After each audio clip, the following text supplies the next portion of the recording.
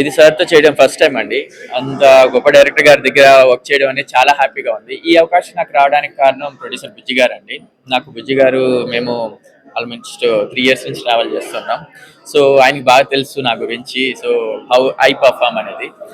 So అలా వరా గారికి పరిచయం చేయడం, వరా గారు జస్ట్ ఒక చిన్న ఆడిషన్ చేయడం, చూడంగానే ఓకే అంటాం. సో బలరామవ్వ యాక్ట్ చేయడం జరిగిపోయింది.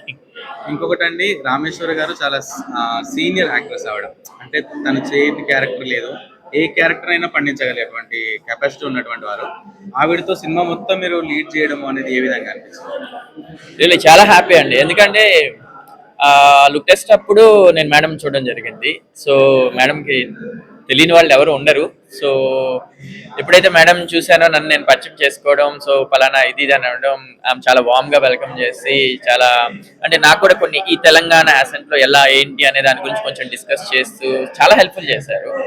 సో ఆ తాలూరి రామేశ్వర్ గారితో అంత పెద్ద ఆవిడతో ఈజ్ అన్ వర్సటైల్ యాక్టర్. ఆమె గారితో నేను స్క్రీన్ షేర్ చేసుకోవడం రియల్లీ ఐ వాజ్ బ్లెస్డ్. నిజంగా నాకు చాలా అదృష్టం చెప్పుకోవాలి. సో మంచి ఎక్స్పీరియన్స్ అండి మేడం గారితో షేర్ చేసుకోవడం.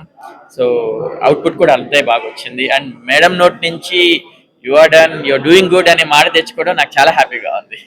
ఓకే అన్న, ఈ జనరేషన్కి ఏం చెప్పాలనుకుంటారు? అంటే లవ్ స్టోరీస్ ఎక్కువ మనము అట్రాక్ట్ అవుతుంటారు, కానీ ఇలాంటి రియల్ స్టోరీస్ రాసినటువంటి ఆయన గొప్ప మనిషి, 1949లో ఇలాంటి సంఘటన జరిగింది అనేది ఊహించుకొని ఒక కథ సారాంశం రాసుకొని దాన్ని ఇప్పుడు సినిమాగా తీసుకురావడం, అసలు ఈ జనరేషన్కి ఏం చెప్తాం అనుకుంటున్నారు? సినిమాకి మనం అన్ని ఆడాలి కదా, మీ వర్షన్లో. నా వర్షన్ అయితే మీ వర్షన్.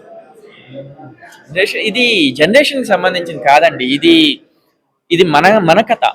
మనకి మన మన పూర్వీకులు వీళ్ళు మనకి తెలంగాణ తీసుకొచ్చిన మన పూర్వీకుల కథ ఇది.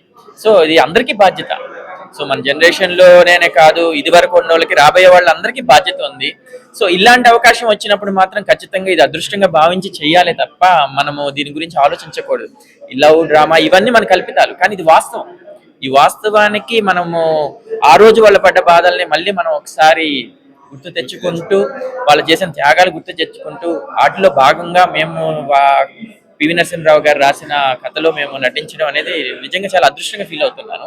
సో నాలాగే కాదు, నాలాగా ఎంతమందికి ఇలాంటి అవకాశాలు వచ్చినా ఖచ్చితంగా ఆలోచించకుండా చెయ్యాలి, చేస్తారు కూడా. ఓకే అన్న, ఇంకొకటి లాస్ట్ ఫైనల్ గా సినిమా ఏ రోజు రిలీజ్ అవుతుంది? ఒకసారి platform. Golla Ramavva ETV Win కథాసుధాలో 25th ప్రీమియర్ అవుతుంది. అందరూ తప్పకుండా చూడండి. Do watch Golla Ramavva.